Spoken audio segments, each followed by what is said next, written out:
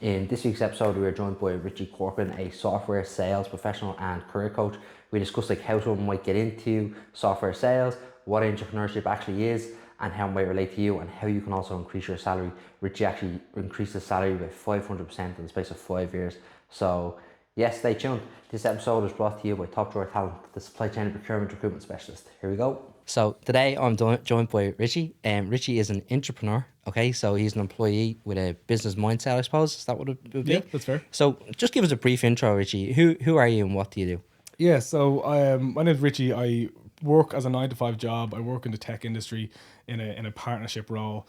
And I've had good success in my career, good ability to increase my salary. And now I'm looking around and saying, right, I need to create kind of career coaching content to help other people learn from the lessons that I've used to get my salary where I got it, get my career where I got it, a little bit of giving back, and just trying to help other people through kind of coaching content that I'm creating online right now. Okay, cool. And you increase your salary effectively by 500% in the space of 5 years, is that correct? Yeah, 500% in 5 years. And I think once I'd done that, I was kind of, obviously had a great time on the way to doing that. Yeah. But when I got there, I kind of stood back and looked and say, right, I know where I used to be. Yeah. I know that salary I was at in a kind of typical office job in a dreary office in Dundrum. Yeah. And then when I was able to increase it by 500% in 5 years, I was like, right, there are lessons there. There are things I could help people with. There are things I could coach people with.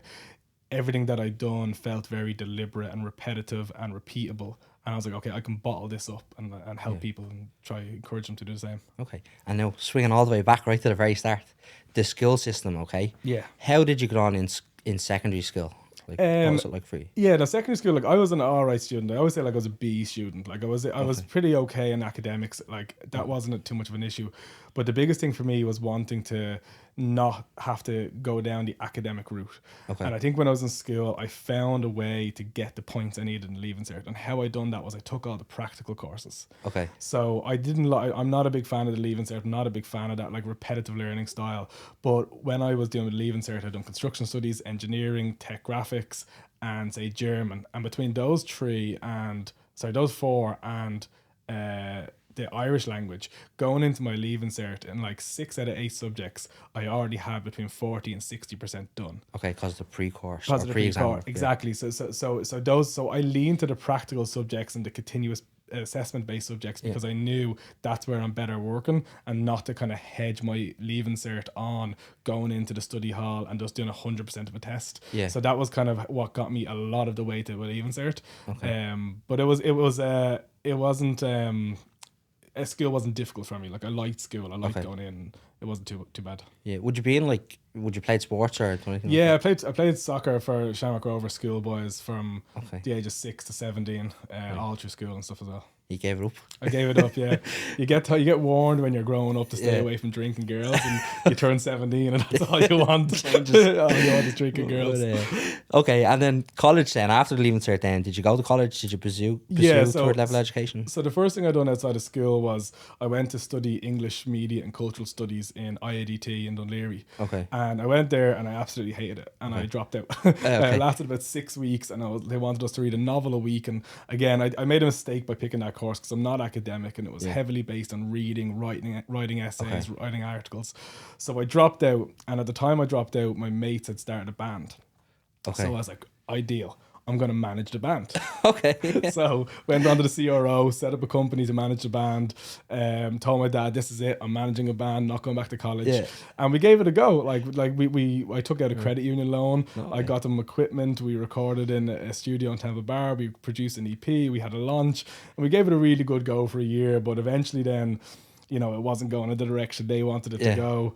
And I kind of knew I had to go back to college and get a degree. Okay. Did you know though, when you're in school and kind of looking at the CAO or college courses, did you know what you wanted to do? No, a bit of me wanted to be a guard, but this was back in like 2009, 2010, so the hiring freeze was on. Yeah. So I didn't know what I wanted to do. Like everyone kind of would have said I had this kind of salesperson personality, but I really liked English. I really liked poetry, and I really liked writing at the time. Yeah. So I thought that was the route I should go. But then when I dropped out and I was like setting up the company to manage a band, and I was pursuing business, just a business course felt very natural. Yeah. So So I found a business course in IADT. It's kind of changed since, but it was really practical based. Okay. They had really practical elements. They had a module in entrepreneurship. And I was Okay. like, that suits me. So I went there. They were able to do you could leave after 3 years with a level 7, or you could do the 4 for a level 8. Right, So okay. I went in, done the 3 years, and was Gone, gone. yeah. Yeah. Okay. And the module on entrepreneurship, right? I've never like seen it in college. I've done like a business, a HTML business, but it's more aimed towards being an employee in a business than having a business. But how was, I suppose, if you know, how was the entrepreneurship kind of module different? Would you Yeah, say, so like, what did you actually do? there was 2 parts of it. One of the part of it was we learned a lot of case studies about business. So we would go through a lot of kind of case studies on the most successful businesses, what made them successful. I remember IKEA, I remember Lego, and kind of learning about the founder's journey, learning about the very early conception of a lot of businesses, and just like, you know, pointing at an entrepreneur or an entrepreneurial story and learning about it. Yeah. Then what we also done was there was a practical base in the 3 years. So the first year we had to do an online business. I think it was some sort of online business to try to do. The second year we had to do the stalls in Marley Park. So Okay. like bring a product to a stall and try sell it and try flog it. And then the third year we had to do like a social enterprise. So really kind of that really appealed to me, where I can actually be getting real life business experience while in college. Yeah, geez, that sounds brilliant. What was the product that you brought to Marley Park? So this is kind of a separate story, Yeah. but at the time I also had another silly business. I had a lot of early, after I left school, I had a lot of failed entrepreneurial ventures, Okay, which I really like credit yourself. to the career I have now. But one of the ones was I made you know where you put your face in a hole of a different body, like on a beach, in a beach body or Yeah, whatever it might be. yeah. So I made one of them with Jedward on it. And I stood outside the Olympia Theatre for 3 weeks during December in the Panto. And I had a Polaroid camera, and I had a insert frame to put the Polaroids in. Okay. And you let you go into the Panto, you stick your head in the frame, I'll take a Polaroid and I'll sell it to you. €7 each, 2 for 12. Right, And okay. I sold to the people going into the Panto. So that was a great crack, and I had a lot of fun doing that, and I made a bit of money on that. Yeah. But then when I had to bring it back to the to college and go to the Marley Park stalls, I realized I could rent it out. So the board and the frame had interchangeable boards. Right. So I had a Jedward one, I had an Ireland soccer one, and I had a Leinster rugby one. So I had all the boards with me in Marley Park, and I said, right, do you want to rent this for your event? Right. And I had people come up to me wanting renting it for christenings or communions and confirmations, just to leave in their house, let their friends use it, take pictures on the phone and stuff like that. Okay. And did you give them the camera then as well, or they just No, because mobile? at the time it was like the advent of smartphones were really popping off. Yeah. So even on the street when I was trying to sell Polaroid pictures, people just wanted to throw their kids in and take a photograph on their phone. And that wasn't part of the business plan. Okay. So what I had to do then was like, right, if you want to take a picture of your phone, give me €2. Just give me something. But then I realized as smartphones were becoming more and more prevalent, people just wanted to rent it.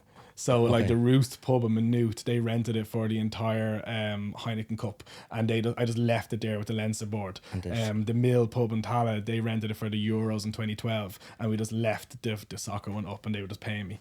That was a great bit of satisfaction to sit in the pub, knowing you're getting paid from the pub, having a pint, watching everyone use your board. It's pretty good. How much did you rent it out for, can we ask? I think it was like $3.50 a week. Yeah, okay. So it was decent enough, yeah. For just or it could have been like $3.50 for the 2 weeks, maybe. It was, you know, the way the internationals would have worked, it was a clumping together of matches. Done deals kind of thing. Yeah.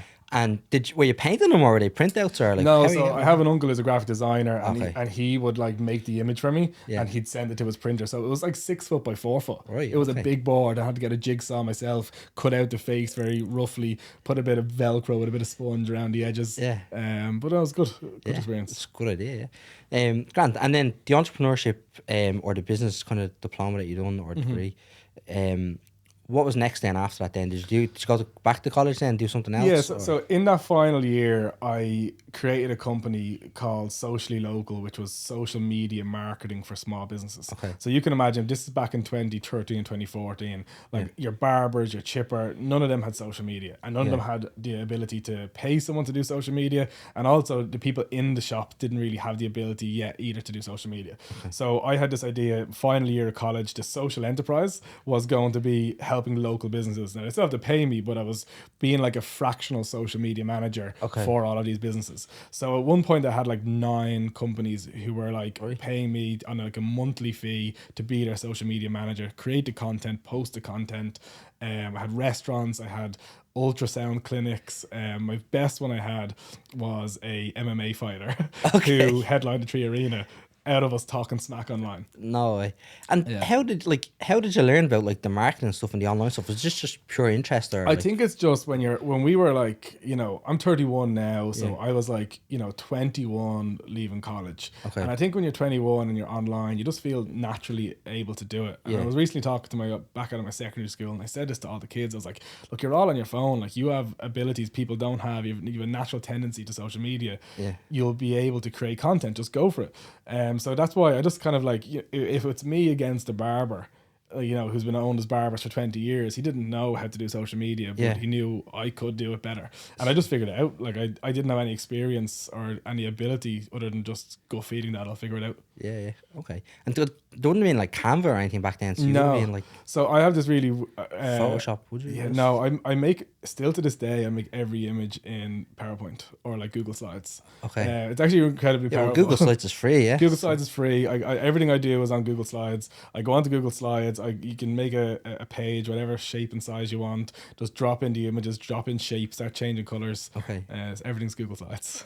Good stuff. And this is how you kind of led into like a full-time marketing role then, was it? Yeah, so I suppose I was doing that when I was in my final year of college, and then I had to move to London straight out of college. So just family situations brought me to London. So I went to London, and like everyone goes to London, I thought I could learn to trade currency. You know, I was going to work 4 hours a day, trade a bit of currency, sit on the beach. Got a job over there selling courses to teach people, other people how to trade currency. So what I was trying to teach, so I was selling the course, and I eventually convinced the company. I was like, hey, I can't sell this unless I do it. Can I sit in on the course, and then I'll be a much better salesperson of the course. So I done that, and I got the course, like 3K worth of a course to learn how to trade currency. And then I also convinced them to let me be their marketing manager rather than a salesperson, because the sales was commission only on the phone. So I was like, right, I need a full-time job here. And I tried to sell it, and look, like, it's snake oil, right? For anyone who's not a 20-year economist who understands the financial markets, trading currency is snake oil, and anyone who promises otherwise, they're lying to you.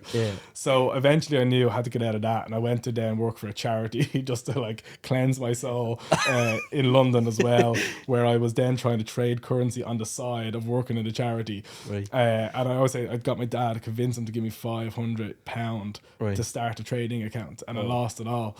And I remember saying to him, that's the cheapest £500 I'll ever lose, because it answered the question for me. So many people go through life in their career, and they're chasing what they don't have. They're chasing the elusive dream of the better career, whatever it might be. And I was selling courses to people who were in their 30s, 40s, 50s, thinking they can get out of the rat race and go to change currency. And I was looking at them and said, like, they haven't answered the question for themselves. But it took me 500 quid, the cheapest 500 I'll ever lose, 500 quid in about a year of thinking I could be a Forex trader, to realize that's not real. And so I answered the question for myself, and I was able to move on. I don't have it lingering in me still now that I could be on a beach trading currency. And that's a lot of freedom to have that off your back, you know? If you hadn't have lost that €500 or pound, whatever it was back then, do you think like you'd still be at it, like chasing? Like I would have had this false belief that I can do it, and maybe I would have. Like, some people have more of an aptitude for reading the markets, understanding like fundamental analysis and stuff like that. Like, some people have the ability to do that, but I definitely don't. It's not in my personality. It's not in my skill set. It was just, you know, you see so much stuff online. I'm very impressionable, very easy influence. I was falling down every rabbit hole I could see, and then I realized, okay, answer the question for yourself and move on. I think funny that you said, I actually tried to buy Bitcoin when it like spiked there a while ago. I think I lost. I was like, I'm not doing this anymore.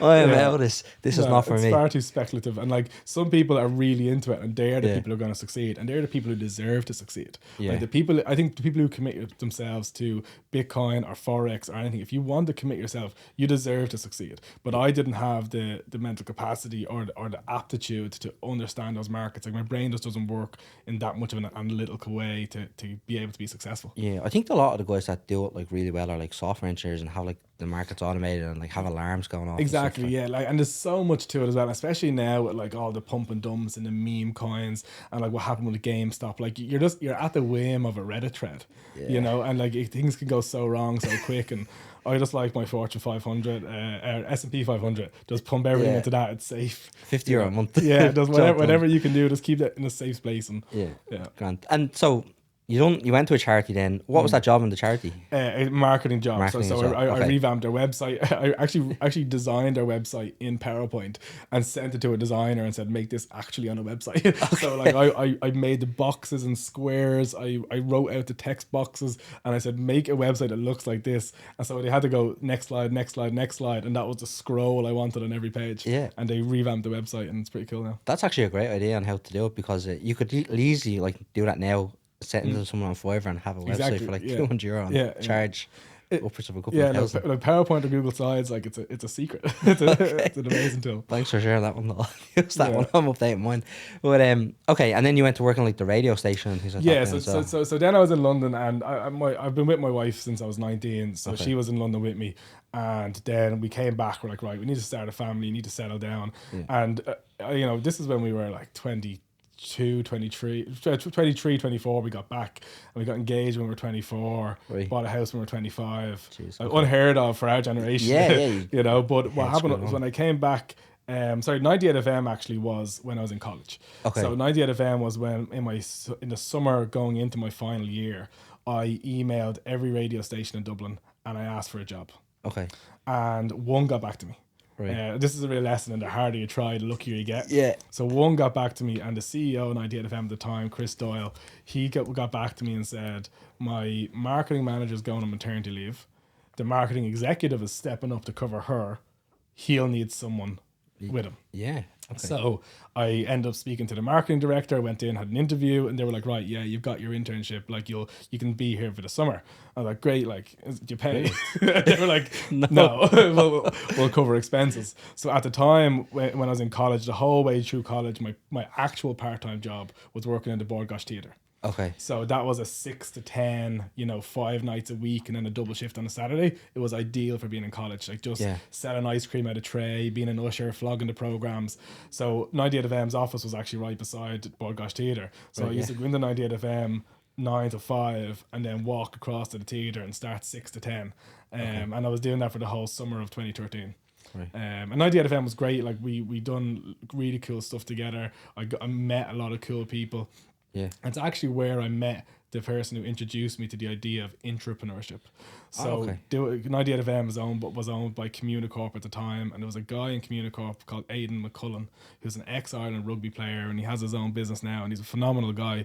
And he told me about this idea of intrapreneurship, about how you can have all this entrepreneurial drive and entrepreneurial tendency and put that inside a company and act as an entrepreneur, owning your function, owning your department, whatever it might be. You don't need to manage people, you don't need to be leading something, but it's like an embodiment of the entrepreneurial spirit that you bring into a role. And that's intrapreneurship, like acting like an entrepreneur in your role.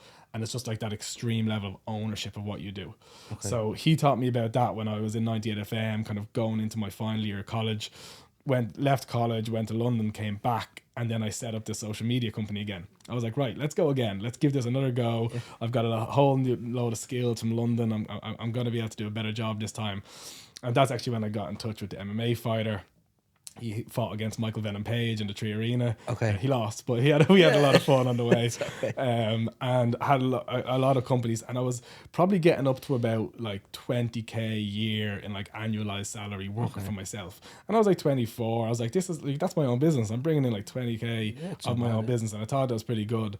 And then I was like, right, I want to get engaged, I want to get a mortgage, I need to get a full-time job, you know. And that was kind of the turning point where I was like, right, entrepreneurship is great, and I've such admiration for anyone who builds a business and lives off their business, but I just didn't feel confident in myself and providing for a future family, paying the mortgage based on my own self. Yeah. So then I found a company in Dundrum, a software company, an Irish software company, and that was like, okay, that's my first move. And in that move, I got them to give me 40k a year. Okay. And did you know someone in tech sales or in the software company, or did you do any research into software sales, or did you just chance your arm kind of thing? Yeah, so that's kind of an interesting segue into getting into tech. So the company in Dundrum were a reseller of kind of other technology. Yeah. And I wouldn't really call them a tech company in the sense that I think of it.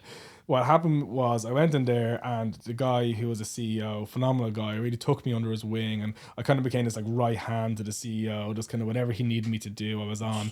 Official role was like sales and marketing, but it was very generic to see, you know, mainly marketing based, do the website, do kind of the social media at the time, but then also kind of throw me a bit of sales work, like renewing contracts and stuff like that. Okay. So he treated me really well, really good job.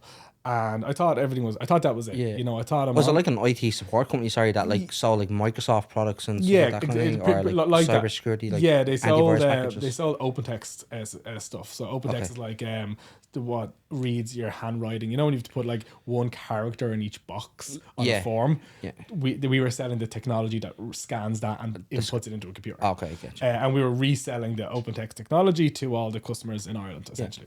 Okay.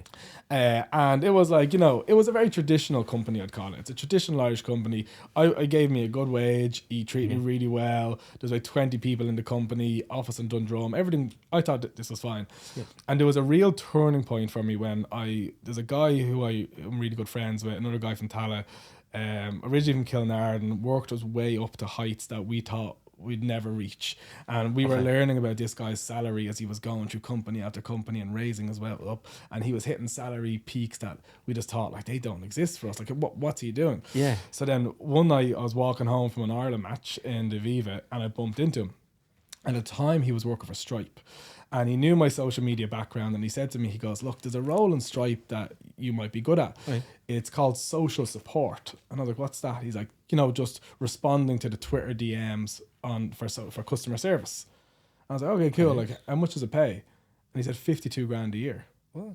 Okay. I said, what do you mean it pays 52 grand a year? What do you mean just to be on Twitter all day? There's a company paying someone to do social support for 52 grand a year? And I was like, what is this world? And then from there, I was like, right, I'm on a mission. I understood, that kind of opened up this world of tech. Okay. And then I was like, right, I'm going to get a job in tech. So I went for that role. I didn't get it. Okay. And I spent about a year going around to every tech company I could find in Ireland, every tech company I could find remotely, asking could some of the jobs in London be done remotely from Dublin.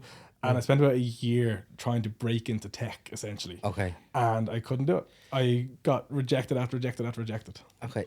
Did you have like help putting the CV together, or just have a generic CV? Was just a generic CV. Back then I used, I don't know if Wix is still around, but I made a CV on Wix. So I was sending people a link. Oh, okay. Yeah, with the website. A website, yeah. Okay. But it had like a CV template. So my CV was a website back then, yeah. Oh, okay, yeah. That's genius, actually, because a lot of people do that, like especially like marketing people have like a link to their portfolios. So that's obviously but I wasn't even like just applying to the direct like link either. I was going full entrepreneur, if you like to call it, and finding the heads of the company, cold emailing people left, right, and center who I thought might be the boss of this role, just trying to get in. They'd all say, no, go back and press the link and put your application in. But I was like, okay, and then I put the application in saying I spoke to so and so, and like they told me to apply, and just chance my arm every way I could. Right. And I literally spent a year applying for jobs and constant rejection. Okay. Every single time I just got rejected because I was applying for roles that would have been above my station, most definitely. Yeah. I was applying with very little actual technical experience, very little sales experience. I was applying for jobs that the title probably didn't match my experience. Yeah. And then it all changed at one point when I found a role that was called content marketer. And it was content marketer for 65 grand a year. Whoa. And I was like, I can do that. Yeah. And I definitely couldn't, but I was like, I can do that. So at the time I had been like ghostwriting like the blog posts for the current company in Dundrum for the CEO, like putting his name on it, but I'd write the article. Yeah. And it wasn't good quality, but I was writing it. So when I applied for this role for the content marketer, It was with a tech company who were really small at the time, and they were just starting up a European office in Dublin. Okay. And I applied for it and got a couple of interviews, got on with the guy who was the head of Europe at the time. And he was like, look, send in a sample of your writing and I'll give it to the CEO. So I send in a sample, he gives it to the CEO, and he comes back and says like, it's awful, he hates it. And I was like, right, fair enough. I was like, I'm not a content marketer, I'm not a writer, most definitely. Yeah. I was like, right, fair enough. Like that CEO was probably worth like $500 million at the minute. But yeah, like back then he had the time to like read my CV. Yeah. Sorry, read my writing sample. So then I was like, right, that's another failure, chalked it up. But the guy who was hiring said, look, I really like you. I really like that you have all this entrepreneurial experience. I can see there's something there in you that on your CV that you would be good for the company. Yeah. I just don't have anything for you. So I was like, right, no worries. I was like, do you have any other roles open in the company? He's like, well, one, and it's called a business development representative. It's just outbound sales, setting meetings for the sales lads. And I was like, done. I was like, let me in. Whatever it takes, I would just, because I've learned about this world of tech. Yeah. I'm starting to understand the salaries that people can reach are much higher than I would have previously thought. Just let me in to do, you know, cold outbound, LinkedIn messages, emails and stuff like that. Yeah. Yeah. So you're just cold calling day in, day out then, really? So that's what I was meant to do. Okay. Right. So I was meant to cold call. That's kind of the number one script of, you know, this business development representative. And this business development representative role is a great role to get started in tech. It's often an entry level position. If you have some experience, like you'll do well. But it was kind of cold call, cold email. But I found a lot of success back then with LinkedIn. So this would have been in 2019, and it's really bad now, but it wasn't that bad back then to get cold outreach over LinkedIn. Yeah. So I just went on this absolute tear of spam, adding everyone on LinkedIn and just messaging everyone I could on LinkedIn who would be our target audience for the software we were selling. So I'm messaging everybody and getting really good reply rates because it's such a kind of new channel. Yeah. So I was actually like doing so well as in that role. And then I also started working with one of our partner companies who we were both kind of selling to the same audience. Right. And then because I was working with the partner companies, I ended up being promoted to being a partner manager. And that kind of put me on the track I'm on now in that kind of partner management. Oh, okay. And do you know when you took your first role, right, for 40K, just selling the kind of the technology, did you have to drop then for the business development representative? Yeah, that was really that was really interesting. So I actually had another. So in the year of applying for jobs, I only ever got 2 offers. One was to go into the tech company, and it was for 41 plus 15 commission. Okay, 15% commission. No, 15K commission. Oh, okay. So it would have netted out at like 56. Yeah. And then the other role was giving me 45 flat.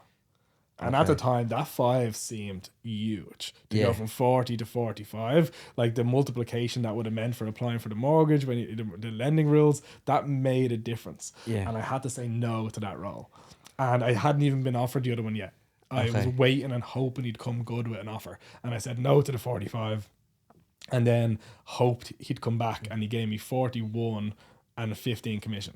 And at the time, that 15 commission doesn't feel very concrete. No. You know, you've no idea about the targets you're going to get. You have no idea how hard that would be. Yeah. So you're basing your decision off the 41. But I went in and I was able to hit the targets repeatedly. Okay, happy days. And is it like when you're getting like the 41 plus 15, is the 15 kind of like if you hit this target, it's guaranteed, or is it up to 15 and you're kind of cut off at 15, or kind of go beyond 15? Yeah, no, it's normally like if you hit the target, you get your 15. If you hit more than the target, you get accelerators. Okay. So like if every win you were getting was like 200 quid up to your target, the wins after your target are worth 300 quid. And then the wins, you know, when you double your target, those wins are worth 400 quid. And it kind of like, it's called accelerators in terms of your salary. So it just kind of boosts the commission base. Yeah, the further above your target you get, the more each incremental one is worth to you. Okay. And how did you feel then, right? Because this is your first job with KPIs, is it then as well? Yeah, pretty much. First job with a commission element in it. Yeah. How did you feel like going into a job like with KPIs and it being performance driven rather than kind of just show up to work and you get paid once you do your job? I think it suited me. I think it suited my personality at the time, and it suited kind of, you know, the goals I had. And I think kind of, you know, the feeling I had at the time was, if this money is out there to be made, I'm coming for it. Okay. And I think that was coming from like the very ambitious entrepreneurial streak. But I was like, I didn't know this money was out there to be made. Yeah. And now that I do, I'm coming for every bit of it. So I was just looking to see how could I accelerate my journey? How could I be better? How could I be faster? And in terms of like what I was doing there in the role, I was obviously trying to be the best I could be in my role. Yeah. But I was also looking around the company and saying, right, we're growing fast as a company. This is great. What opportunities are going to be there? Who do I need to be friends with? How do I navigate this? How do I let the rising tide lift my boat? Yeah. And kind of like, so all of those lessons I kind of preach now, and looking back on them, it was kind of instinctively what to do. Yeah. And then you realize, oh, that can be applied in a lot of places, you know? Yeah, definitely. And like, in order to get good at sales, right? Like, were you reading books, or did you just have a natural grasp for it, or is there internal training that kind of brought you along? There as was a well? lot of internal training, and the guy who was leading Europe at the time took a lot of time to train us, because like he was kind of like hinging on this initial group of salespeople he hired to be really good. Okay. He needed Europe to grow in terms of revenue so he could grow the team and he'll grow his career. So he put a lot of time and effort into making sure we were good and training us on how to sell it. But a lot of it is script based. A lot of it is kind of, you know, learning the script and then pitching it. And then over time, you just start to understand the technology. And I think this is a big misconception people have about tech and like working in tech. People think you have to be technical.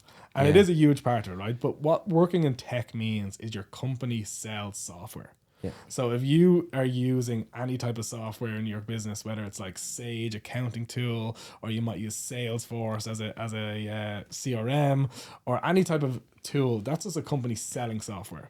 So in that tech company, there's a lot of people who are really technical, who will build the software and know how to do your customer support and fix the bugs. Yeah. But there's a lot of dumb salespeople who are just me and everyone else is in sales who learns how to sell the software. Yeah. And those people aren't technical.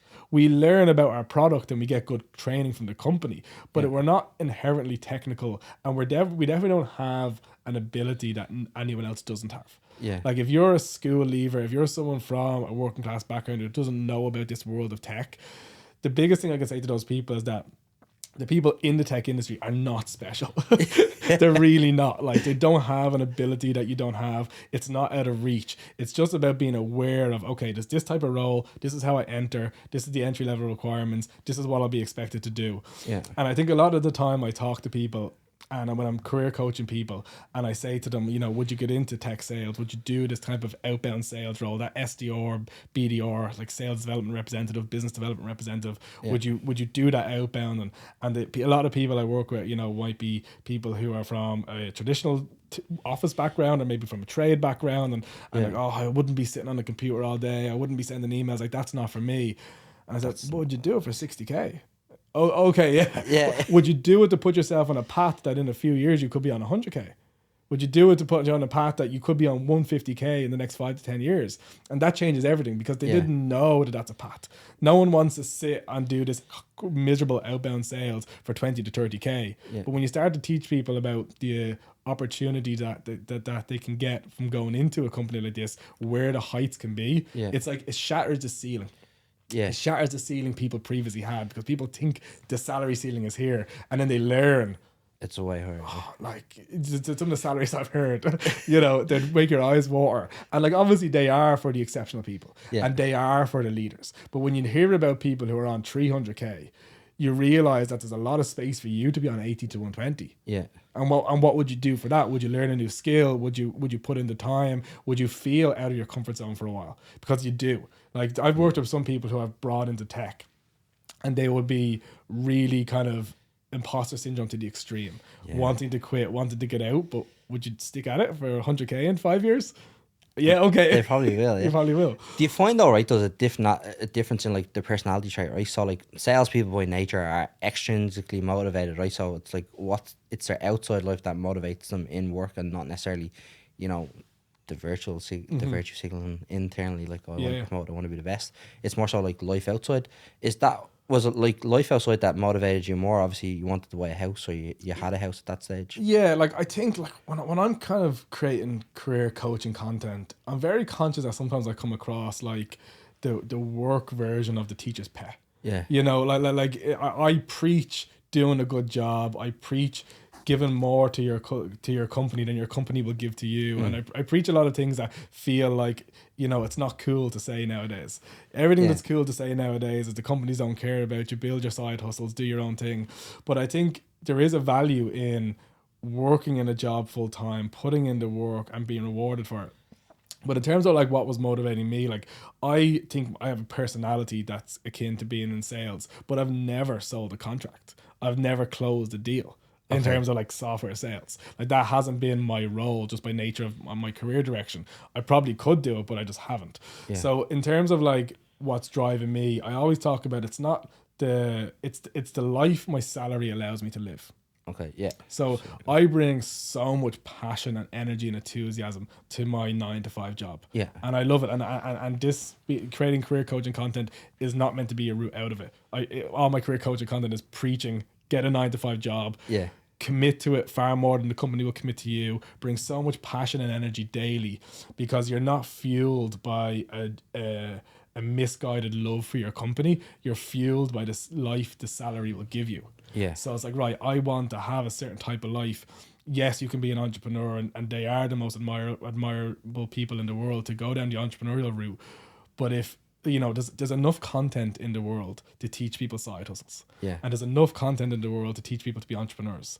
Yeah. What I'm thinking now is there's not much content in the world telling people stay in your job, do it really well. Here's a kind of 5-step program that I created that will help you excel in your job and increase your salary in your job, and just be a good little boy and girl and just stick in the job because it's worth it.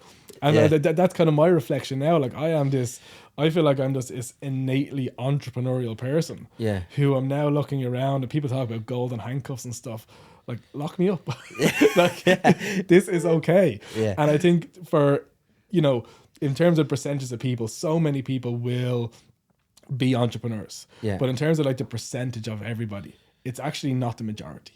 Yeah. The majority of people, even if you're watching this or listening to this, just want to figure out, like, I don't want to have to be an entrepreneur. Yeah. I want to clock in 9 to 5. I want to do a good job for my company and I want to be paid really well. Yeah. And they're the people I'm trying to help. Yeah. And that is it. Like most people do just want like a nice car, decent house to live in and the bills paid and just have a decent life and, nice life with the weekends and 2 or 3 holidays a year. That means different things now than it used to, right? So all the cost of living issues that we're facing now, like 40K isn't what it used to be. Yeah. And that's where I kind of come from. Like when I see my friends and a lot of the people I'm doing career coaching with, and they think they're on a good salary, and they are by all measures they're on a great salary. But I'm like, the ceiling, you think you're on a great salary. If you're on 40K, you think you're 4 out of 10 if the salary is 100K. Yeah. But if the ceiling is 100K, but if the ceiling is 500K and you're on 40, put yourself in that perspective. Yeah. Now, I won't earn 500K. No one will earn 500K. But when you put it on the ceiling so high, you realize that you have a long way to go to still work your way up. Yeah. And there are limitations, and I do stress this. There are limitations by industry, and there are limitations by experience and skill set and general knowledge. Like you can't just expect every role to automatically bring up to like 150K. It won't. But one of the things I talk about a lot is that you need to be able to take your transferable skills and then point them in the direction of the industry and the company and the role that will put you on a higher salary. Okay, cool. And then, right, so your first tech job, you moved, right? Mm-hmm. And then you moved again. Yeah. How long did you wait before you moved? So one of the really fun things about the tech industry, and particularly startups, is that a lot of them give you share options. Okay. And I got share options in this company, and they want you to wait for 4 years essentially to get most of them. So there's a big incentive to stay for the 4 years because your initial chunk of shares that you get will vest over that period. So I stayed for just under 4 years, almost the 4 year mark. And at the time, looking back, I didn't know it at the time, but looking back on it, I was hitting that salary ceiling. So I came in at a relatively junior role. Yeah, I'd gotten promoted and worked my way up, just the same role, but I was leveling up. So my level was becoming more senior. My salary band was increasing with that level, and I was doing okay. I was really enjoying it. But then I realized that as the company was growing so fast, the seniority, the people they needed, was going to mean that I wasn't going to keep being able to go up. Okay. So I hit a salary ceiling, I hit a growth ceiling. And I was like, right, I've hit this ceiling now. And I loved the company. I really loved working there. But there was another startup, like 30 people, who came, and I looked at their role. I was like, I could do that role. Yeah. The industry matched, the companies matched, and they just jumped on me to say, yeah, come on over here Okay. and come to us to do a role. So I went from, I joined the first tech company when we were 90 people globally, and I left when we were 1,200. Okay. And then I went back to lot a of growth. 30-person company, Okay. fully remote. Most of them were in America, and I was managing partnerships globally for all partners for that company. Yeah, jeez. Okay. And what was the salary? Was there a salary jump then when you moved then as well? Yeah. The salary jump that I moved for was about 40%. Okay. Yeah, I like to, again to leave. Yeah. So like that was a big factor. I actually asked for a salary, and my dad said, "Don't be stupid." And I was like, no, I was like, Dad, do you know what? I actually don't want to go so much. I love this current company so much. I'm going to price myself out with a startup, and I'm going to ask for something ridiculous. They gave it to you. And they gave it to me. So then I was like, right, I have to go now. Okay. So I had to go to them, yeah.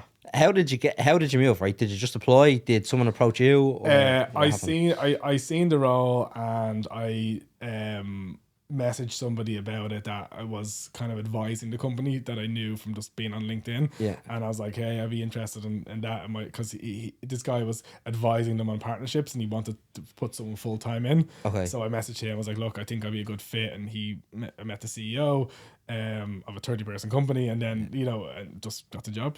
The industry and the overlap of companies and partners, we were just very closely knitted. It was just like, but I got that job because of the company I worked for more than anything else. Okay. Just because of the brand. The brand, yeah. Yeah. Do you find like I see a lot of people like they don't want to work for like the smaller companies, like the 30-person company or the 10-person company. Do you think there's a benefit to kind of like you went from like what 20 people, 30 people to 1,200, and then you're dropping back to 30? Do you find that there was a bit of fear when you were jumping back to 30 that it might fail, or were you safe enough that they're around the 30 mark? Definitely. Like, this is back in like say 22, 21, 22, 23. Yeah. That was like the real low interest period for tech startups, where the growth that they were doing was a bit silly at the time because money was so cheap. All these startups were getting funding thrown at them by VCs, and they were all hiring like crazy. And if you got on the right train, you were going to the moon with your salary, your personal growth, your share options. Or if you got on the wrong train, it was crashing and burning. Yeah. So I had one go of being on the right train. There were 90 people globally when I joined. I was the 9th person in Europe, so really small office around the Harcourt Street.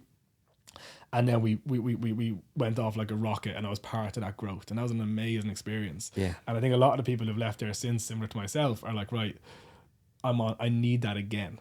So I went to a 30-person company, thought it would be the same trajectory, and it wasn't.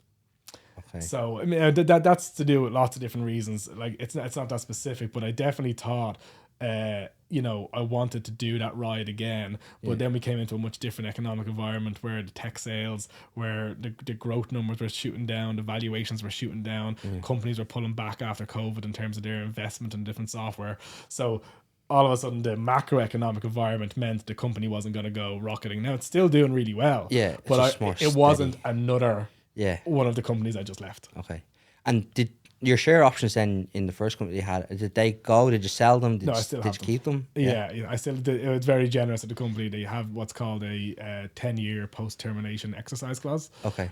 Which means that for 10 years after I for 10 years after I got them, I have to exercise them, which is like hopefully they go public and Get the IPO. get a few bob. Yeah, hopefully. I hope that for you. Okay, grand. And then did you leave then that company? So again, how long did you stay there for? I still stayed a year. A year, okay. A year, So and then I 12 left, went to another company, a Dublin company called Datadog. They have a really good office, Datadog do down beside the convention centre. A really great kind of machine for early people in their career, because Datadog is 6,000 people. It's a public company. It's a much different environment than the company I was in. And the great thing about a company like Datadog, and the great thing about having it in Dublin, is they have all these entry level roles of sales development representative, business development representative. They have these junior salespeople roles, but they're so big. They have all this training facilities and all this kind of best practice of how to bring you into the company entry level or based on your previous experience, and they will train you so well. They will they will coach you so well, put you through this program, then set you up for success. Yeah. And if you're a success for them, you're a success for yourself, and you can be on a great path. And it's companies like Datadog that I think would advise kind of young people who want to get into tech to look towards. Like I got lucky. Yeah. You know, I got lucky a couple of times in landing in the right company. I took a job with a small tech company and got lucky. But if you wanted to kind of really build that kind of stable career in sales and tech in particular, like companies like Datadog, like Salesforce, there's a few in Dublin have really big investment, big opportunities there. Yeah. And I suppose anyone that wants to get into tech sales, right? Like, what advice would you give them? Like, I think first of all is just understanding what it is, and I think that's what I'm trying to shine a light on as well. Like, it's not overly technical than anything you're doing today. You know, like I know lads who are the engineers in data centers. I know lads working on IT support desks, like more than capable of not being intimidated by the tech industry. But it is like a commitment to a longer term trajectory, because if you wanted to get into tech, the entry point for tech sales is it's either called a sales development representative or a business development representative. That's the entry point. Those roles maybe start at like 30 base and maybe another 12 to 15 on top. But you know, some of the companies will probably be starting you 35, 40 base like I did. Maybe mid 30s is probably more realistic. Like 35 and 15, so 50 OTE, like on target earnings, that's probably a bit more realistic. Okay. And for those people to go in and do that tech sales, you know, within 5 years, you could very easily be on 80k base and 80k commission. Right. But that's achievable. You could like if you hit your target, you could walk away with 160k a year. Yeah. A lot of people that go into sales, right, they fail. Why do you think that is? Yeah, they do. And I remember I remember like feeling about when I was able to increase the salary and I've done well, I said to myself, did I just get lucky? Did I just go to the right tech company at the right time and everything just fell nicely for me? And then I reflected on the fact that while I was in that tech company, some people came in and didn't excel and didn't succeed. Somebody came in, it wasn't for them, and they're not in tech anymore. And that's fine. That's down to their personality. But that did make me realize that when you get the opportunity to be part of a cool tech company, it's up to you to make the most of it. So I think people fail from a few reasons. Like some people just can't hack the work. Like rejection after rejection, trying to do this like, you know, outbound message and it's tough. Like it's not easy. Like I didn't want to do it when I done it. But I knew I was trying to like get in any way I could. You're hungry and then go to a different direction. But I think for anyone trying to look at the tech industry now, SDR, BDR is how you get started. Know what you're getting into in terms of just a slog of outbound, rejection. But it's worth it in the end if you know where you're going. Yeah. Is there many people that fail then the trial period or the 6 months probation period? It depends. Is there certain targets that they have to hit? There definitely would be. Like there'd be a probation period, and for someone who gets into sales, they might have like soft targets before they're expected to bring in revenue. They might not be expected to bring in revenue straight away. You know, they need to learn the product, need to learn the motion. So they would have soft targets, and people do not make it past promotion or probation. That's definitely a thing. But I think it's particularly for the bigger companies who provide all this assistance and training. Like they want you to succeed. They're investing so much time and money in you succeeding. That the resources will be there for you to do well, and then it's just onto you. You know, some people don't want it. Some people say they want it, but they don't. I found even in my own career, right, obviously in recruitment, it's kind of sales, right. That I have to do like a lot of study outside of the job in order to get better at it, or like write down different situations and work out like, you know, the mind map of like different questions that you could ask. Was there any of that? So in the training period within the tech companies I was in, we done a lot of role playing. So you'd sit with like someone else in the job, and one of you will be the customer and one of you will be the seller, and you'd be constantly trying to trip each other up. You'd be constantly trying to like throw curveballs, and you know, the more experienced guys would do this with you, and they would be like, this is what the customer says to me, how do you handle it? And you learn in the moment, because a lot of tech sales would be very specific to the bit of software you're selling. Like what does it do? Does it make a website? Does it bring together data? Like what are you selling? What does your software do? You need to know the specifics of that, and you only learn that inside the company. Now there are great books that, you know, that we get given and told to read, and podcasts told to listen to and all, but it's more so about just the role playing of the specific stuff you're talking about. Okay, you wouldn't like. I'd always tell people to go onto YouTube and just look up the art of the clothes. Yeah, there's exactly. Like hundreds of videos there just closing. Yeah, So yeah, it's a good one. yeah, exactly. And you will get a lot of that type of training in the companies as well. But the more you bring, the better. Like the more you can offer a company, the better. The more you build your own individual skills. Like they're the best sellers. Yeah. The best sellers, like I'm in awe of when I see them like master of their crafts. They've dedicated their life to knowing exactly how to uncover the pain, tie a value to that pain, and sell software for a multiple of that value. You know, that's good. That's I thought the spin method. Would that be one that you would use? No? Yeah, there's a lot of methods. Like there's spin, there's BANT. There's MEDIC is the big one now in tech sales. MEDIC is a much longer acronym, right. But it's all about breaking down like what are the metrics, who's your economic buyer, what's the decision process, decision criteria, how can you implicate the pain, who's your competitors, and there's a whole raft. So it doesn't expanded spin or BANT or any of them. Cool. And what kind of interview process, right, is someone going through for one of these jobs? Yeah, this is probably one of the biggest barriers to get into tech, and I've tried to get a lot of people into tech. Like I've had success, and I've looked around my family, friends, my community. I'm like, right, you're all coming with me. Tech is great. Let's go. And one of the biggest objections I get is the interview process because it is extensive. Yeah. Even for entry level roles, you can be talking 4, 5, 6, sometimes 7 rounds of interviews. Okay. And it starts off with like a recruiter screen, then a hiring manager screen, then you might do some kind of cross-functional people, then you might be asked to do a presentation, and then you might be asked to do like one final round to kind of negotiate against the last person. And that's the company whittling it down from, you'd know this as well, like from 30 to 20, and then by the time you're doing the final presentation, it might be just 2 or 3 people. Okay. But that's a real put off for a lot of people. Yeah. How long does it take to get through one of those processes? Weeks or months. And I think when I spent a year applying for roles trying to get into tech, like that was one of the lowest moments of my life because I was just facing a year of rejection after putting hours into interviews.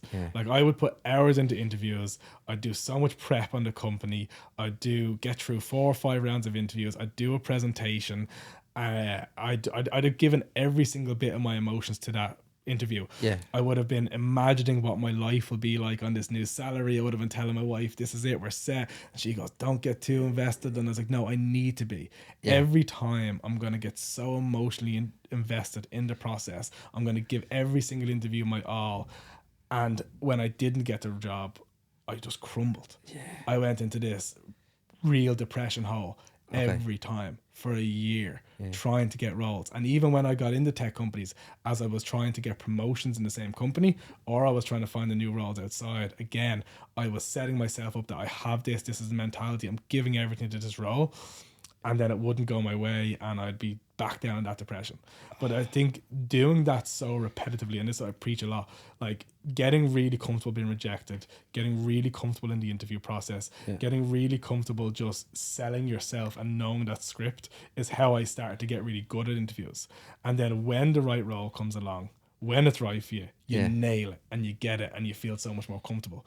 But I think one of the things that people struggle with is it's really hard to tell people go into an interview and be prepared to not get the role, or be prepared to face rejection and then do it again and do it again and do it again. Like sometimes I work with people like career coaching and I'm like, right, you need to go and get this interview, and like, oh, I didn't get it, I feel deflated, and like they just pick this one interview as this was going to be it. I promise you it's not. Like I had a guy text me today just before we came in and he's like, oh, I didn't get that role, but it is what it is. I was like, great, go do that 20 more times. That's it. Basically. Did you find, so when I was leaving, right, when I was leaving the army, right, to get a job, I couldn't get a job, right, with the CV that I had. But what I done was I found this guy that made CVs, and he's a psychologist. €350 I paid him. Right. He made me CV, made me a cover letter, and I started getting interviews all of a sudden, right? But I think he set it up because he put the name of the company that I should apply to on the cover letter, saying dear X company. Right. And it was basically an application for that company. So I don't know if they knew I was coming or what was happening. Right. But like 4 days later, I get a phone call to go in for an interview, but I didn't get the job because I messed up the interview. Right. So I wasn't good at the interviews after getting the CV. So I think I went through like 4 or 5 interview processes with different companies before I got one job. Yeah. And that's tough. Like, that's really tough. you have to just put the reps in and take the rejection. But also, like, sometimes if you don't get the job that you wanted, sometimes that can be a good thing as well, Yeah. because you just might not be the right culture fit for them, Yeah. and you could end up being even more miserable Yeah. if you Yeah. get the Yeah. job. Yeah. But now that you're like in this career coach space, I suppose, what is it that you do, right? Because you create content online, you have a Yeah. YouTube course. Like, what is it? Like, what's entailed? So I think originally I would have started like a lot of people. You read all about the side hustle culture, and you start thinking, right, I'll set up a side hustle. What will it be? Yeah. And at the time, I was kind of settling on this idea that, okay, I increased my salary by 500% in 5 years. Yeah. I was like, how did I do that? And then I realized I could summarize my lessons in 5 steps. Okay. So I was like, right, perfect. That's a bit of marketing, a bit of branding around that. 500% in 5 years, and here are the 5 steps on how I done it. Yeah. So I spent a year then building a course that was all the lessons I had kind of fitting into this structure. And it took me a year to build because I was not doing it sometimes. I'd done a lot of it on planes when I was traveling for work. And then I eventually settled on, okay, I have this 5 steps on how to increase your salary. Yeah. Each step is broken down into 3 pillars. So it's essentially like 15 mini lessons. And they're only like 4 minutes long each. Right. So it's like, right, I have my asset. Now I need to go and make it my side hustle. And I built a website and I recorded it, and I have an on-demand course. And it was only after I'd kind of launched it and people were asking what is it, and I was sending it to people, and every time I sent it to people, I sent it with a promo code to watch it for free. Yeah. Because I was like, it's only getting started off. I wanted the feedback. And the more I started thinking about it, I was like, I don't want to charge the people I'm helping Yeah. to watch this course. And I don't want money to be a blocker why someone wouldn't watch the course. I actually just want to help people with this course. Yeah. So then I was like, right, let's pivot. Let's pull it back off the website, pull it from behind the paywall, actually re-record it over Christmas, publish it directly on YouTube, and now it's just free to go and watch on YouTube. So yeah, that's where we are now. Can you tell us what the headings of the 5 steps are? Yeah, sure. So you put me on the spot, but I think I remember them all. So in the 5 steps to increase your salary, the first step is chameleons get results. Okay. And chameleons get results is all about kind of putting your ego at the door and not bringing it with you. And I think I had this in a lot of circumstances where, people want to get things done their way. Yeah. People have like, let's do it my way. Let's complete the project my way. And what I try to say to people is like, it's not about how the objective is achieved. Right. It's just about getting the objective achieved. Yeah. So in your role, if you're somebody who doesn't try to assert their way and say, we have to do it my way, if you're someone who can adapt to different personalities, different behavior types, different body language, different tone of voice, if you can just be constantly adapting yourself, you very quickly get known as someone who's very good to work with. Yeah. And then you're constantly achieving the targets. Okay. You're constantly getting the objective done. So that's kind of all what the first pillar is about. Chameleons get results. The second pillar is called know where the ship is going. Okay. And this is kind of summarized in one of the pillars is called the risk-free confidant. And this is something I've done in my career a lot. It's where you build up your relationships with senior people, and you kind of give them this confidence that if they tell you, what roles might be opening or what opportunities are coming down the line, you're not holding them to it. So confiding in you isn't the same thing as promising something to you. Yeah. So you get to be able to say to your boss, like, what's headcount looking like for next year? Are we opening new roles? Is there new manager levels? What's going on? And your boss could come back to you and say, well, yeah, there's actually a manager role in 6 months. You'd be perfect for it. But in 6 months' time, if that role comes and either it doesn't get posted, you don't get it, or it goes to someone else, you can't be annoyed at that. Yeah. Right? You've had the ability to get a head start, but it was never promised to you. And creating that relationship inside with leaders in your company allows you to say, okay, I know what's coming down the line. Let me get my ducks in a row, but I'm not holding them to their word if they go. That's fair. The third pillar is called apply anyway. And this pillar is really about doing the interview reps, building your interview muscle, apply for as many jobs that are applicable as possible. It's about applying for roles that are above your station as well. Okay. So I'm a big believer in applying for roles that you probably don't think you'll get, but you might then have a good experience in knowing what it takes to get those roles. Okay. And then you might find a role that's more applicable to you. So really kind of shooting for the stars in terms of applying for roles. And then also about how you apply based on the salary. So I talk a lot about how some roles you might jump, say, 20K in one role, but then you're on like a 3% annual. Yeah. Or you can jump to one role that, you're only jumping 5K initially, but in a year you could do another 15, and another 30, and you can follow that path. Yeah. So then the fourth step is called build your brand. Okay. And this is all about building your brand inside an organization. What are you known for? What do people think of you when they hear your name? And I have a bit about how, you know, we're not nearly as thought of as people think we are. Yeah. So when it comes time for a new opportunity, when a new role is being opened, you won't be thought of as like your most recent monthly performance. You'll be thought of in like the summary of your brand. Yeah. Like, you know, who is he? Who is she? What's she good for? Can I put her in? And that's essentially about the brand you represent. Okay. And one of my favorite bits about build your brand is this idea that you should brand your ideas in work. Okay. So if you don't have to be a leader. If you have to come up with a project, a plan, if you're putting the staff night out on, whatever you have to do, whatever idea it is, brand your idea. Okay. So I'll give you an example of one that I done in my company. At the time in the tech company, our software would integrate well with a partner software, and I'm the partner manager. So how do I bring us together? And one of the things I wanted to do was get to the partner sales team and tell them all about what we do, so they would plug us into their customers and we'd be sourcing business from our partner. Okay. So the way the technology worked was that we would accelerate the adoption of their tool, but for their new customers. So if you were trying to sell your stuff, bring us in, we'll accelerate your deal. And for your existing deals, we'll drive up their usage and they'll spend more money with you. Yeah. So then I was like, right, accelerate and drive. Accelerate and drive. I was like, that's a brand. That's a branded name on my idea. So then I was like, okay, I am bringing now to the table the accelerate and drive campaign. Okay. What's underneath that? What does it need? And all of a sudden then I was able to corral these cross-functional supports in my company to say, hey, for my accelerate and drive campaign, I need this resource, I need this PDF build, I need this landing page, I need this one pager, I need these slides, I need a technical person to give an enablement session. I need all of this for the accelerate and drive campaign. Yeah. Nothing had changed about how the tools interacted. Nothing had changed about my role and what I should do. Yeah. I just had an idea and I branded it. Okay. So that helps with the idea of building your brand. And then the very last pillar, and this is where this pillar I say is optional, right? Okay. So the very last step is don't be afraid to break yourself. Right. And this is where I started off, and I tell people it's really bad advice. Yeah. Because I'm telling people to give a company the commitment that the company won't give them back. And when I first got that tech job, I gave that job everything. Yeah. I worked late, I worked early, it took my peace, it took my focus. I had a pregnant wife and a toddler at the time, and I was all in on that job. Yeah, okay. And I was very aware I was in the wealth building stage in my life. Yeah. And I probably still am, but particularly for people who are in their mid-20s, early 30s, if you don't have the commitments I had especially, give it all. Like, don't be afraid to break yourself. Empty the tank. Give everything to the company. And I promise you the company won't give it back to you.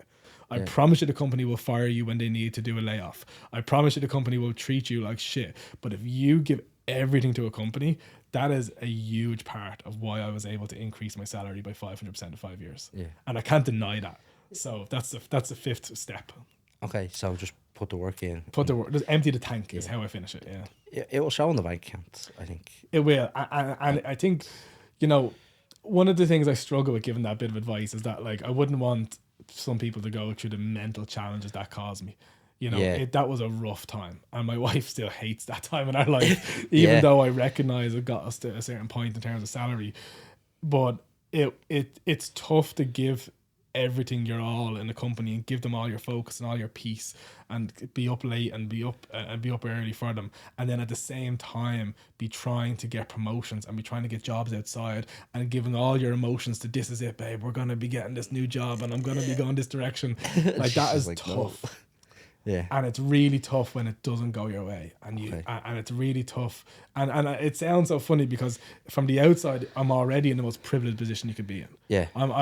It's definitely, I've nothing to cry about. I don't deserve the sympathy, but it was the mental torment I put myself through to get that level of growth. Yeah. Like, what does it take to raise your salary 500% in 5 years? That's not easy. And that's not even what I'm trying to coach people on. I'm just trying to, like, if most people, if they double their salary in 10 years, they'd be happy. Over the moon. Most people, 20k rise is kind of perfect. Over the moon. Like 20k rise is a phenomenal change in your life in terms of the multiplication you get from a mortgage, in terms of what it will mean to, like, so many different things. So my thing is, right, if I can tell you I increased by 5% in 5 years, let's not try to do that. that like cost me my mental health, and it cost me so much. But if in the meantime we can get you double or triple in 10 years, is that cool? Like people are like, yeah, I'd love that. So yeah, the 500% of 5 years and the 5 steps is just the marketing spin I put on it all. Okay. Realistically, there are repeatable, replicable, standard steps people could follow and implement in their career that they will see a benefit from. Yeah. And just swinging back now, right, to your current job, right? Yeah. What is that job? Because you're a head of, is it at the moment? Yeah, so heads of are funny names in tech. It normally means you're the only one to do something. Okay. So at the minute, my role in a company, I work for a company called Launch Darkly. It's on LinkedIn.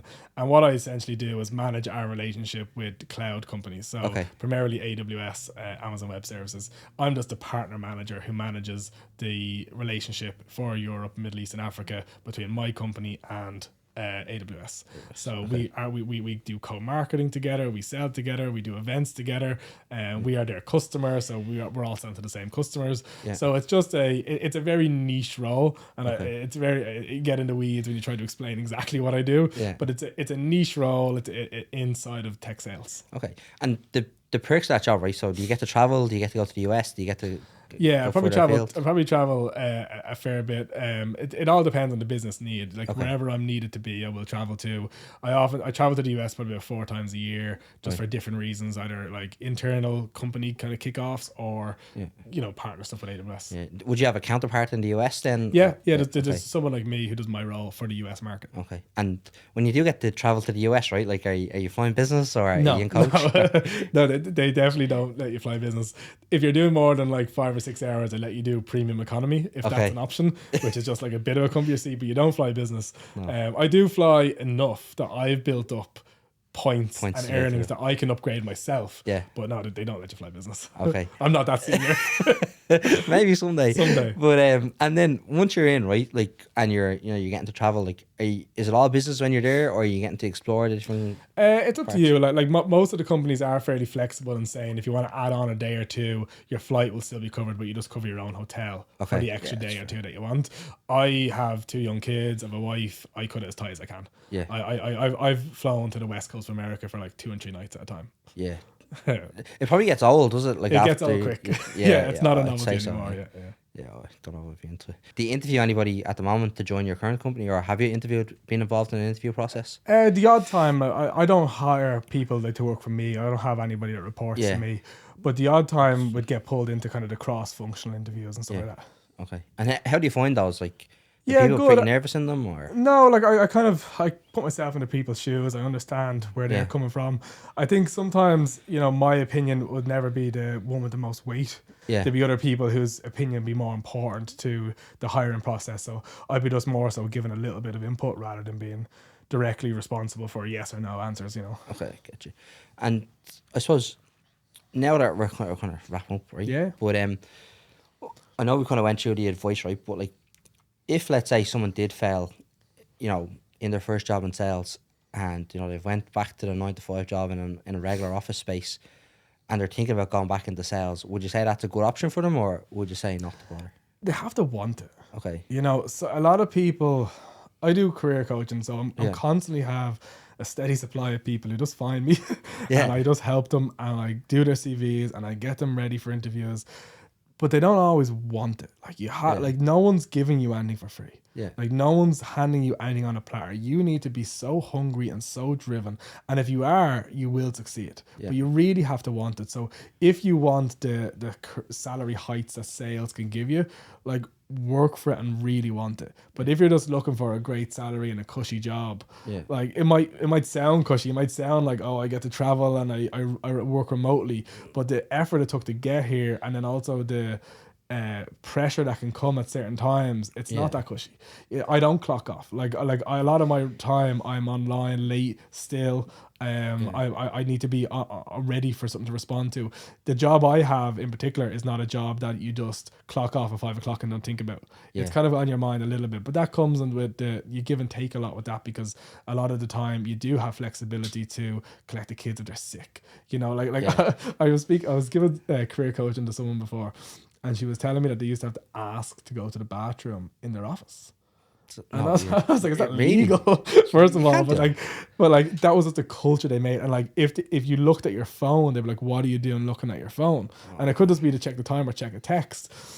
And there's just like that would be what I'd call a very, like, obviously a bad toxic work environment, but it's also indicative of a lot of traditional companies. Like you wouldn't get that in tech companies, and Yeah. you know. Actually, funny you say that. I think in some call centers they monitor your toilet breaks. Yeah. They don't. You don't have to ask now. Like, Yeah. that's next level. But yeah, they monitor your toilet breaks. Yeah. Yeah, and I think, like, you know, that it's no way to be treated, and I think, you know, worker places like that, like so call center people, and in particular, I know a company that love hiring people who work in the phone shops, like the Vodafone shops in like super Yeah. shopping centers. I know companies that like to hire them people because they're dealing with awkward customers every day, but those type of people who are in call centers or selling phones, like they're primed to go into like tech sales. Okay. And it's just like they don't know about it, you know. Yeah. Especially depending on your background, depending on your education, or even just like your kind of socioeconomic background. Some people just don't know it's an option. Yeah. And I think that's where I started from. I started from this guilt, this like working class guilt feeling where I'm like, I need to try get working class people into tech. And then I kind of broadened out into, they're actually like really kind of cross industry career guidance that I could actually give that works across, as I said, like data centers, lads who are working in data centers, tradespeople, people who work in a bar, people who work in IT departments, hairdressers. Like these are all people that I'm working with. And so I'm realizing that like my lessons aren't actually particular to the tech industry. They're cross industry, but for some people who think that they can't get into tech, you know, there's nothing stopping you. You know, it's, you just have to want it. Yeah, And you have to put in the work, especially in that initial interview phase, where it's rough because like people don't like going into an interview and being told no. Yeah. Like that's a really disheartening experience, you know. Yeah. Is it hard for companies to get good applications for the tech sales jobs? Like, because 75% of the people that apply like for jobs through my company are like not suitable for the jobs.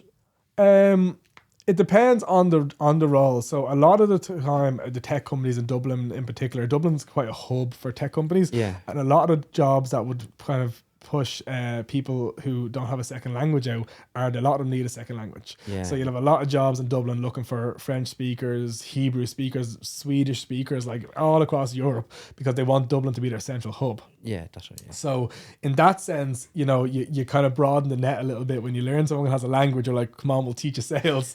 And then in terms of just English speaking roles, it is kind of, you do get some people who just aren't a fit for the role. Yeah. But I think one of the ways that you kind of overcome that is by, you know, how do you get into their company?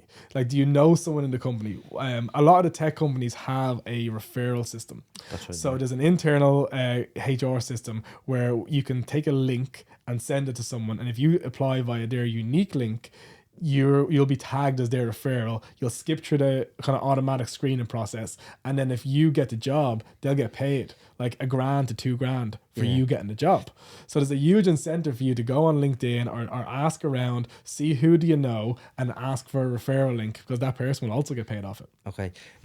I have a caveat to that one, right? Because if the person didn't work out, right, and they're, you know, a hellraiser, let's say, would that negatively have a negative impact on the person that gave the referral code? Like, how do you know this person? Well, like, what's going on? Yes and no. Like, you know, you might get a few funny looks at the Christmas party, but at the end of the day, like, getting a referral into a company is only ever opening the door. Okay. Right? That person doesn't get an expedited interview process. They still go through 7 rounds in a presentation. Yeah. So if they make it through all that, it's everyone's collective fault. You know, if they make it through all of those different rounds and still get the job, and they do. Yeah. Like, trust me, some people get through those 7 rounds and get the job and don't make past probation. That does happen, but it's never really a reflection on the person who hired them in, because so many other people have been involved in hiring them in the first place. Okay, yeah. Whereas I suppose if I was to refer someone that wasn't good for a job or send them on to a client, you're in a different situation. Yeah, my reputation would be like, what's going on? Particularly as well when it's just like that referral link. There is a bit of an understanding internally. Like, the recruiter might reach out to you and say, hey, do you know this person? Like, are they good? And then you're like, oh no, listen, it's just somebody I know through a friend of a friend. Don't worry about doing them any favors for me. Or you'd say to them, I actually used to work with this person. They're a top A player. They'd be great for the role. So in that sense, you're putting your neck on the line a little bit more. Yeah, okay. And in terms of like the advice and the career coaching that you do, other than like the online stuff and the YouTube stuff, where can people find you if they wanted to kind of get some career coaching? Yeah, I think I have a website, richiecorcoran.com. Okay. But also I think what I'm finding is when I'm doing career coaching, everything I'm telling people is in those 5 steps to increase your salary on YouTube. Okay. So it's on YouTube. It's a playlist in itself. It only takes about 75 minutes. Watch it on 1.5x because I speak, strangely slowly in it. But all of the lessons I give to people on a one-on-one basis, and a lot of what we've spoken about here today, is in that 75 minutes. Okay. It's just a really concise way of consuming it. It has slides to go with it. I talk you through it. I give examples, and that's probably the best way to get started because I was saying this to my wife. She's like, "What's the goal here? Like, what are you trying to do with this content creation?" And I was kind of saying to her, like, I don't really want people's money. Okay. And I don't really want people's email address. Like, I'm not going to send you a newsletter. I'm not going to put you into some kind of traditional funnel to ultimately monetize my audience. Like, that's not the goal here. Yeah. I genuinely just want to help people accelerate their career, increase their salary. Okay. If in the long term, there's some sort of, video sponsorship revenue that comes in from me having a huge audience, then great.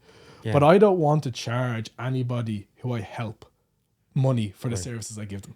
Okay. I genuinely, it's kind of like the passion project. It's a side project. Yeah. I have my full-time job and I love it, but I just genuinely want to help people. Okay. And I'm not gonna, I don't want your email address. Yeah. I don't want your money. Okay. Just go on to the YouTube, look at the 5 steps to increase your salary in the playlist, or all the social media channels are all the same handle. It's at Richie Corcoran _. Okay.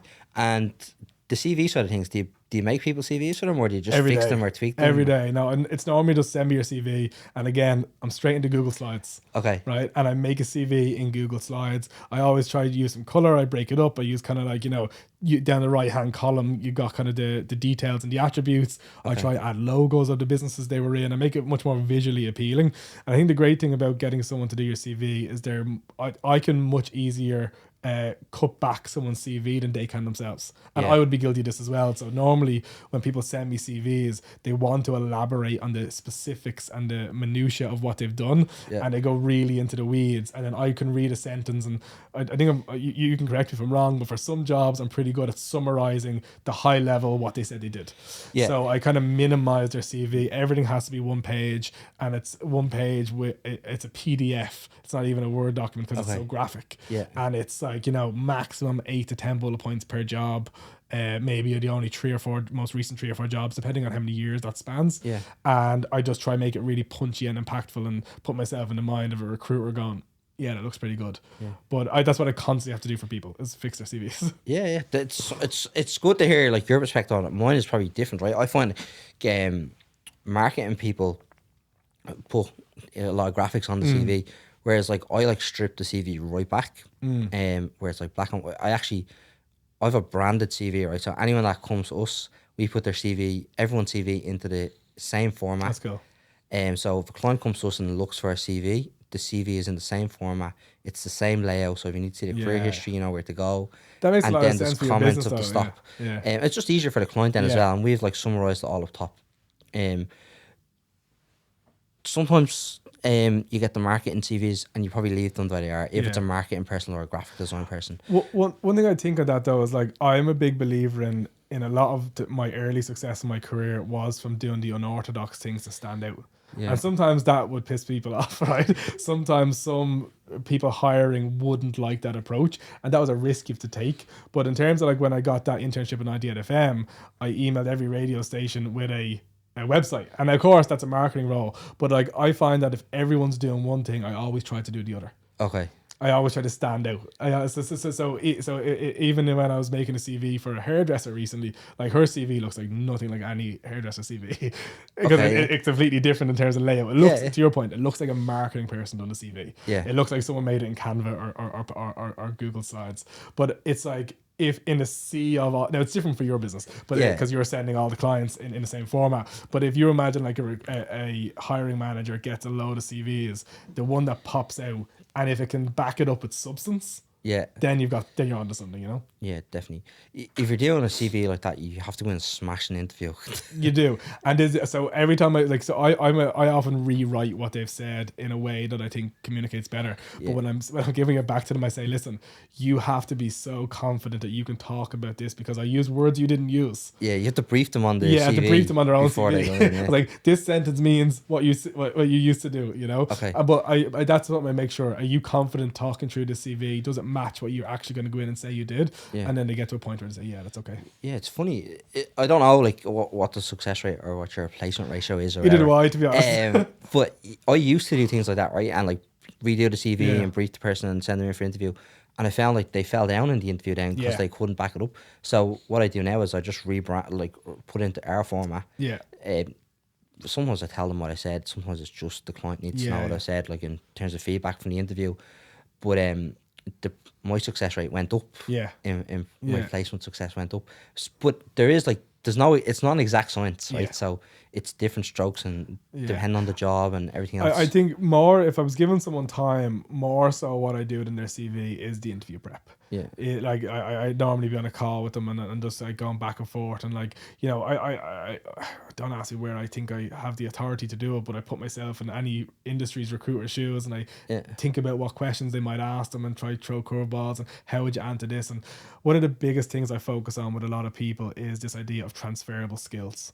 So many people go into applications and they look at role descriptions and they say, oh, that's not me, I couldn't be able to do that. And what I'm pretty good at is looking at someone's CV and experience and like extrapolating all the transferable skills and then flipping them and applying them to the new role.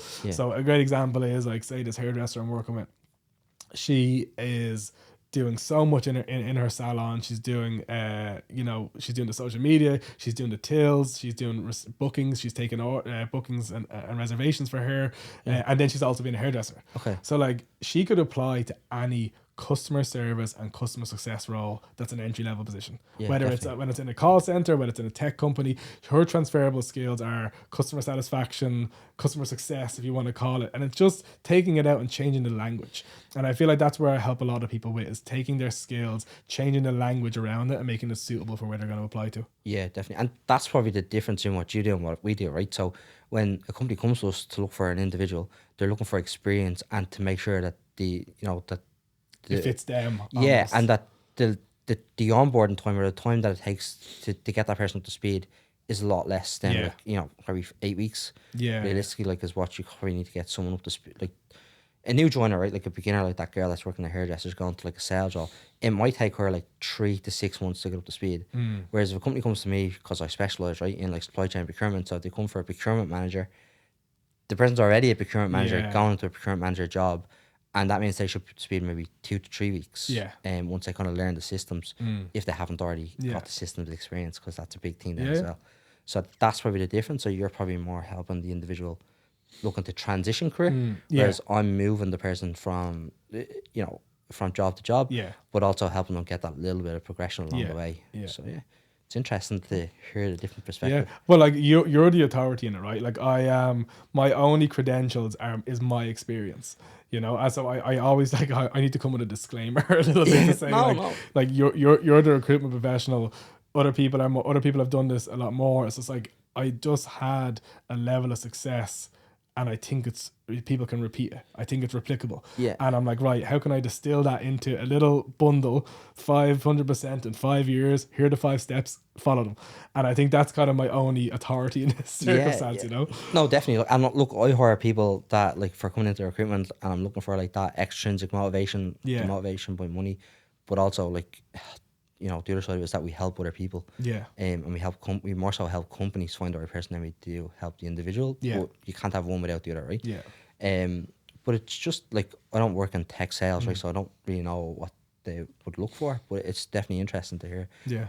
So yeah, look, thanks very much for coming on. No, thanks for having me. I really enjoyed it. Good conversation. Yeah. So look, what's next for you? Just follow me at Richie Corcoran _ across all social media. I'm just going to keep trying to provide value to people because I genuinely enjoy it. Yeah. I will hit a ceiling where I cannot take any more individual career coaching people. And my advice there would be like, everything I'm going to teach you is on YouTube. It's in the 5 steps to increase your salary.